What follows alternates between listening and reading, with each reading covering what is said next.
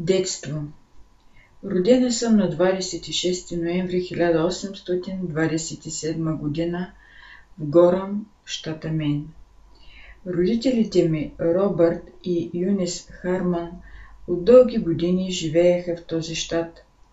Още от младостта си те бяха ревностни и предани членове на Методистката епископална църква.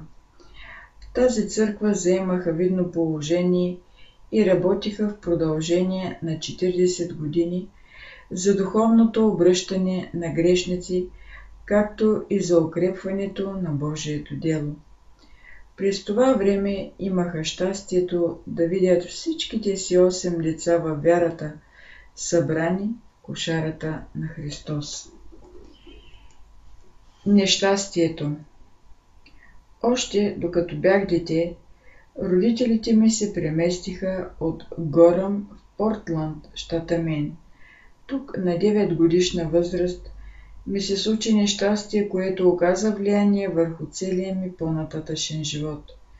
Докато прекосявах общинската мера на Портланд заедно с близначката си и с наша съученичка, едно 13 годишно момиче, ядосано от някаква дреболия, хвърли камък, който ме удари в носа. Ударът ме зашемети и паднах безчувствена на земята. Когато дойдох в съзнание, открих, че се намирам в някакъв магазин. Любезен непознат човек предложи да ме закара вкъщи с файтона си, но тъй като не съзнавах слабостта си, отговорих, че предпочитам да си отида пеша. Присъстващите не знаеха, че раната ми е толкова сериозна и ме оставиха да тръгна. Но след като повървях няколко метра, започнах да губя съзнание. Близначката ми и съученичката ме занесли до дома. Нямам никакви спомени за времето след инцидента. Майка ми казваше, че не съм разбирала нищо, но съм лежала в безсъзнание 3 седмици. Никой освен нея не вярвал, че ще оздравея. По някакъв начин тя чувствала, че ще остана жива. Когато отново дойдох в съзнание, ми се струваше, че съм спала. Не си спомнях инцидента и не знаех причината за болестта си. Бяха направили за мен една голяма люлка и аз лежах в нея много седмици. Бях се превърнала почти на скелет. По това време започнах да се моля Господ да ме подготви за смъртта. Когато приятели християни посещаваха семейството, питаха майка ми дали е говорила с мене за смъртта. Дочух това и се стреснах. Исках да стана християнка и се молях ревностно за прощение на греховете си. В резултат почувствах душевен мир и любов към всички.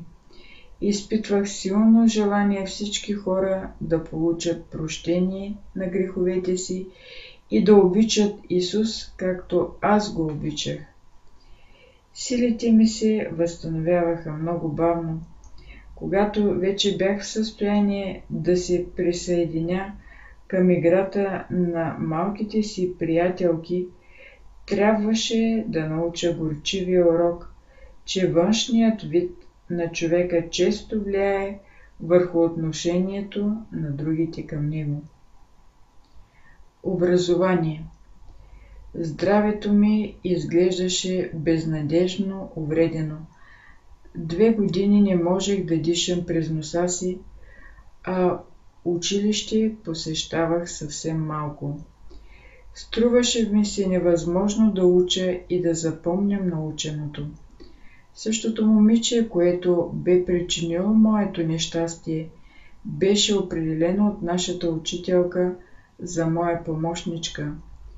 Виждаше се, че съжалява искрено за травмата, която ми бе причинила, макар да внимавах да не й напомням за случилото се.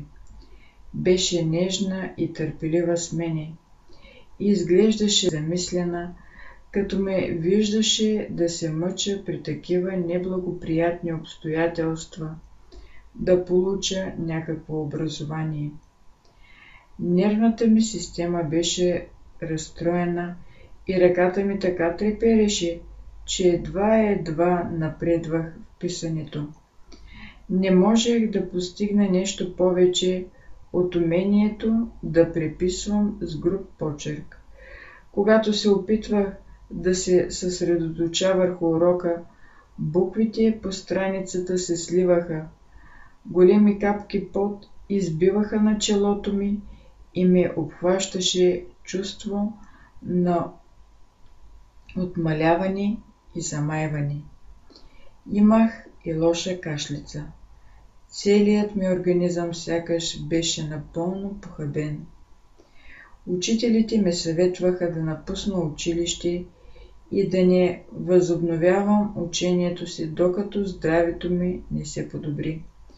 Това беше най-трудната борба в младия ми живот, да се примиря с слабостта си и да реша, че трябва да изоставя учението и да се откажа от надеждата да придобия някакво образование.